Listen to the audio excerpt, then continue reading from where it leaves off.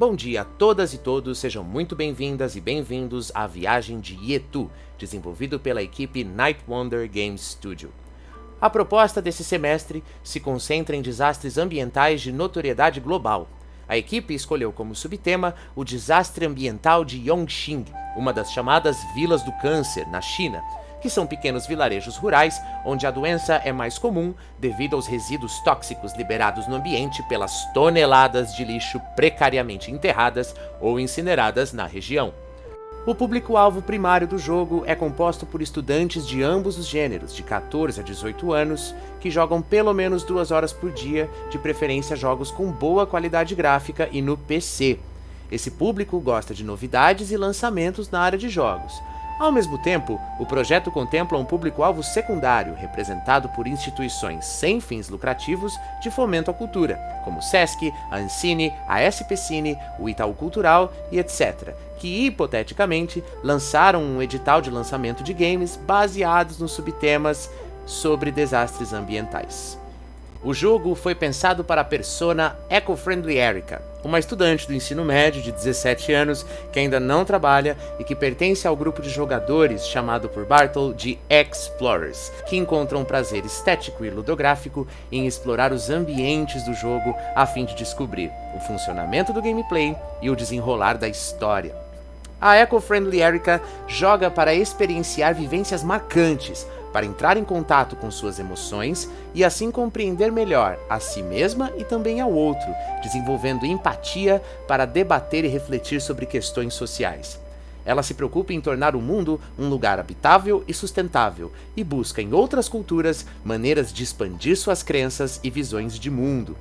Por outro lado, a Eco-Friendly Erica evita jogos e as mídias em geral que tenham narrativas rasas, que não provocam nenhuma reflexão, ou com narrativas muito óbvias, com histórias e formatos que ela já tenha visto antes.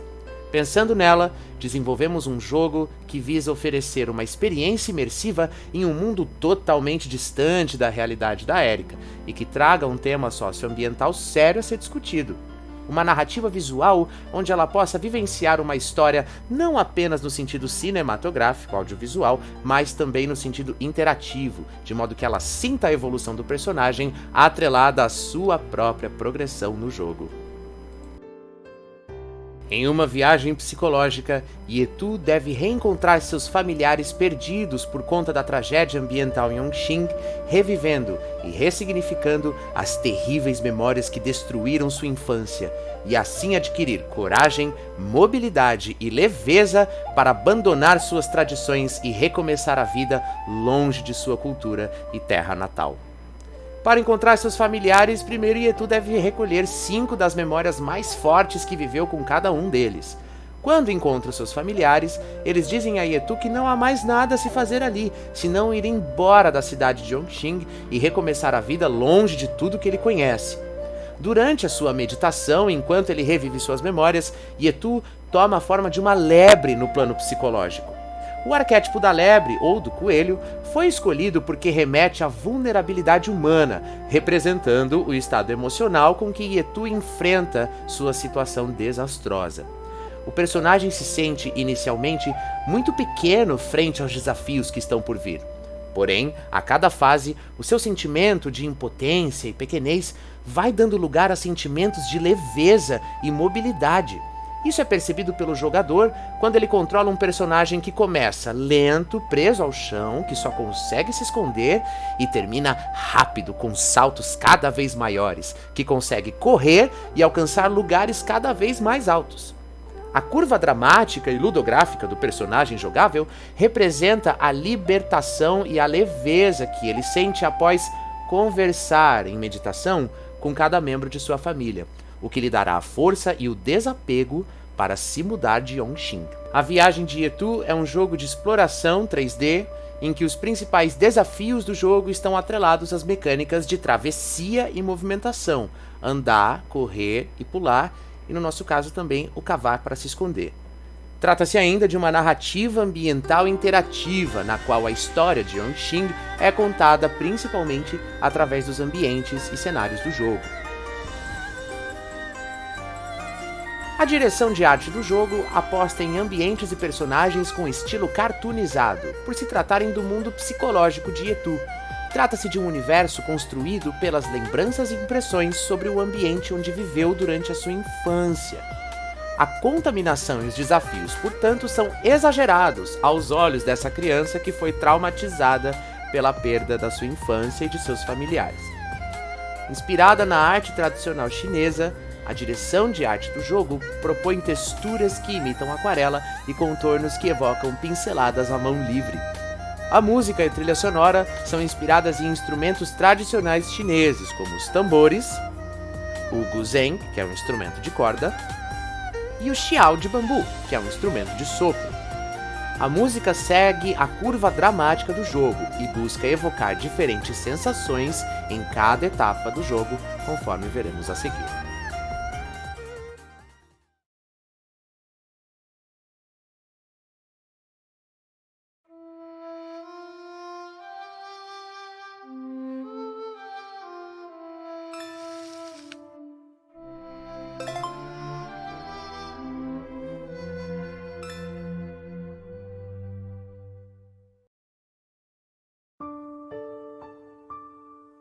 O mundo mudou.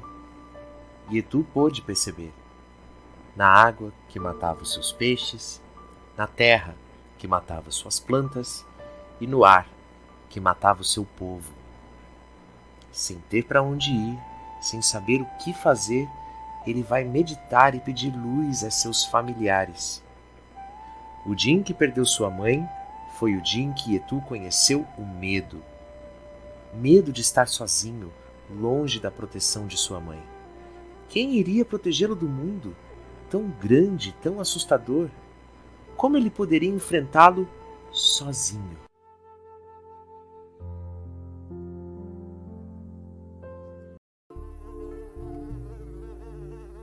O jogo começa com Yetu se lembrando do dia em que perdeu sua mãe, que ficou doente devido à contaminação das águas e solos onde a família plantava o seu alimento, além dos produtos que vendia para a cidade mais próxima. Essa fase é sobre o medo que o personagem sempre sentiu na ausência de sua mãe. Nessa fase, ele anda devagar e durante todo o trajeto deve desviar do lixo e da água contaminada de Yongxing. Além disso, vultos de camponeses levados pelo câncer perseguem o personagem. Eles, na verdade, eram camponeses que, quando Yetu era criança, vinham em sua direção com o intuito de ajudar a criança perdida na lavoura. Mas, em sua viagem psicológica, Yetu vê e lembra desses camponeses como sombras assustadoras que querem capturá-lo. Mas nessa fase, o jogador aprende a se esconder dos vultos, cavando um buraco no chão e esperando o perigo passar. Porém, ele logo aprende que não é em todo lugar que consegue cavar uma toca para se esconder. Meu filho, você encontrou a coragem para seguir a sua vida sem mim. Estou muito orgulhosa de você. Nada mais cresce em nossa cidade, seu futuro não pertence aqui. Siga sua jornada. Há mais coisas que você precisa saber.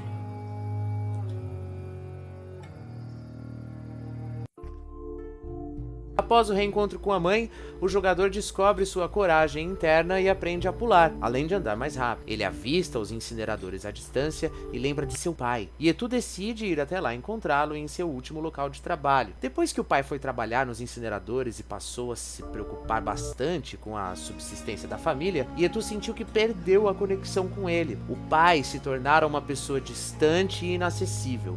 Por isso, a fase 2 é sobre a raiva que ele sentiu quando seu pai se afastou da família. É uma fase quente e mais claustrofóbica que a primeira. Também é sobre ganhar confiança e superar distâncias. E mostra montes gigantescos de lixo espalhado por todo lugar. Poucos lugares são seguros para pisar, e o jogador precisa pular de um lugar a outro para atravessar a planta de incineradores e encontrar seu pai. Além dos lixos tóxicos que o jogador deve desviar, o jogador também deve evitar ser visto pelos trabalhadores do incinerador, que também irão querer capturá-lo se o avistarem. A fase 2 também introduz novos perigos, como o fogo dos incineradores e os trabalhadores que podem atropelar o jogador enquanto empurram carrinhos carregados de lixo incinerado.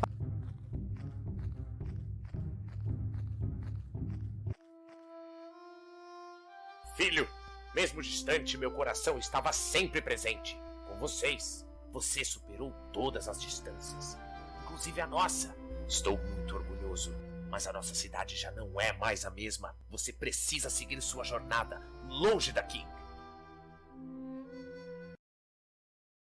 Após o reencontro com o pai, o jogador descobre que, apesar da distância, seu pai sempre esteve ali presente, que tudo era uma questão de ir ao encontro dele. Yetu supera o medo da distância, dá uma diminuída na sua raiva e ganha assim um maior alcance de seu pulo, além de aumentar sua velocidade. Enquanto caminha por um estranho labirinto de lixos e caminhões, Yetu ouve sons de protestos, de pessoas protestando, e aí ele se lembra da irmã, que tinha sido presa em um desses protestos contra a implementação do segundo incinerador na cidade de Yongqing, por conta do mal que os gases ali do incinerador e da fumaça estavam causando aos moradores do vilarejo, inclusive ao seu pai. Yetu sempre teve a irmã mais velha como modelo e exemplo a ser seguido. Sem ela, Yetu se sente confuso e perdido. Por isso a fase 3 é sobre confusão. O jogador deve atravessar nessa fase um labirinto para encontrar a irmã, ao mesmo tempo em que desvia e pula sobre os perigos que existem na sua travessia. Além disso, a fase 3 conta com os trabalhadores do aterro, que também tentarão capturar o jogador, mas são mais rápidos que os inimigos anteriores. No final da fase 3, Yetu encontra sua irmã, que o parabeniza por ter chegado tão longe em sua viagem. Ela lhe ensina como é importante lutar pelo que se acredita, mas para Yongqing e para ela já era tarde demais.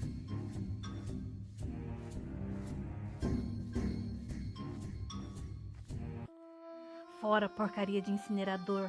Nossa cidade não é um lixão. Olha todas essas mortes. O pior câncer é o descaso com o povo. Ah, você chegou. Parabéns, Yetu. Você descobriu seu caminho sozinho até aqui. É uma pena que não restou muita coisa para se ver. Olha para nossa cidade, nossa família. Você deve recomeçar sua vida, irmãozinho, em algum lugar bem longe de todo esse lixo. Olha só para você. Você tem a coragem da mamãe, a força de superação do papai e a astúcia da sua irmã. Só não tenho o meu carisma. Estou muito orgulhosa. Siga em frente, Yetu. Nós estaremos sempre com você. A irmã pede para Yetu ser forte e seguir em frente, mas nunca se esquecer do que aconteceu ali. O jogo termina mostrando Yetu fazendo suas malas, deixando para trás a cidade de Yongqing e partindo para uma nova viagem.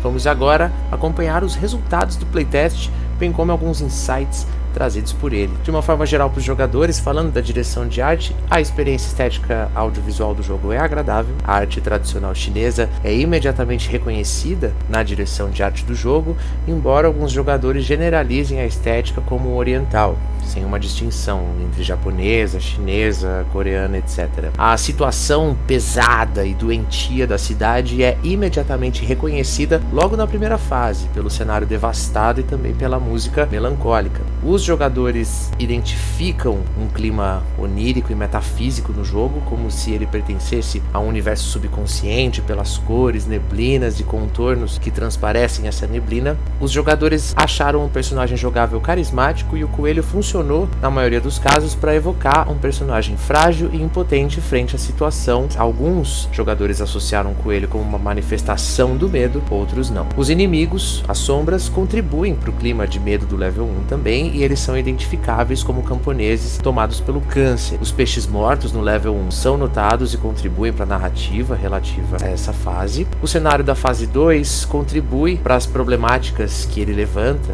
ou seja, a precariedade das condições de trabalho e a consequente perda de saúde dos trabalhadores. E os ambientes, de uma forma geral, são todos reconhecíveis e identificáveis. Como alguns problemas de design, pontos de melhoria que precisamos levantar na direção de arte estão: é necessário balancear o volume das músicas de fundo, que às vezes ficam mais altas ou mais baixas, não ficam tão harmônicas. Os sons dos protestos, segundo sugestão de um dos playtesters, poderia ser ouvido por toda a fase, com um som mais baixo, mas sem desaparecer. É necessário também sincronizar a velocidade de deslocamento com a velocidade da animação, no caso dos inimigos, os trabalhadores do incinerador. Para um dos testers, foi a logo dos caminhões que deu a certeza que o jogo se passava na China. Até então ele entendeu que se passava em um outro país asiático, talvez o Japão. Então talvez seja uma boa ideia inserir tipos chineses logo na primeira fase. Também, como sugestão, adicionar legenda nas narrações que são faladas. Quanto à narrativa, de uma forma geral para os playtesters, houve uma compreensão e apreciação percepção até geral da narrativa. A narrativa chama a atenção para a problemática ambiental de Yongqing. A qualidade lúdica das narrações contribuem para o desenvolvimento da narrativa e foi dado como sugestão reforçar com uma animação e também pelos diálogos a liberação das memórias, ao invés da captura das memórias, porque fica contraditório para esse tester coletar memórias, sendo que o personagem está tentando se libertar dessas lembranças.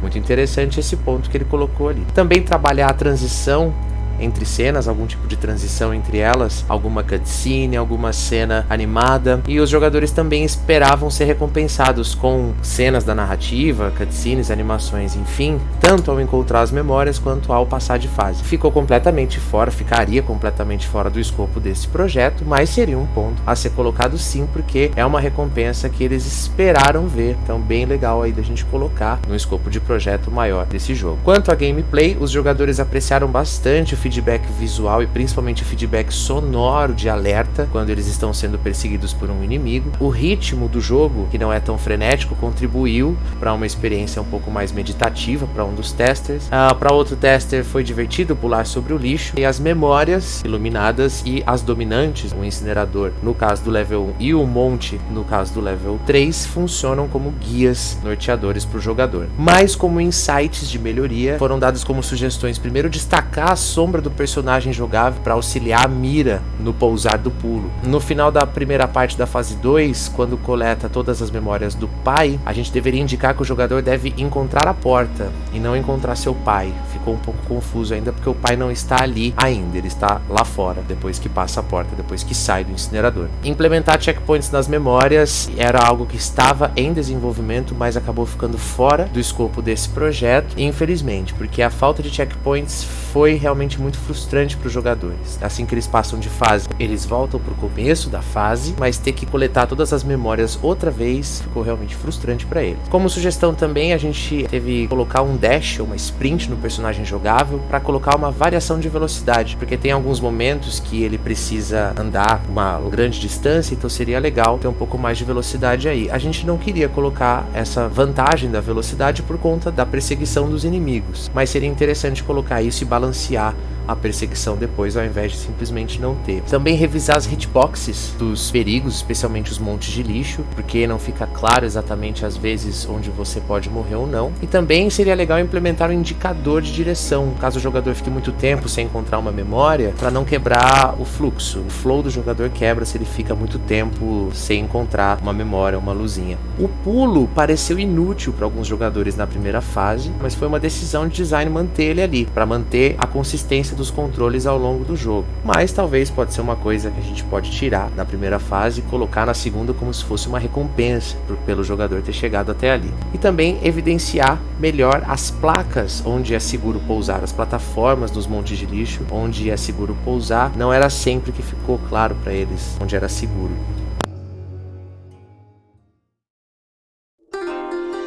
Essa foi a apresentação da Viagem de Yetu, da equipe Night Wonder Game Studio. Muito obrigado por você que assistiu a gente até o final. Um bom dia.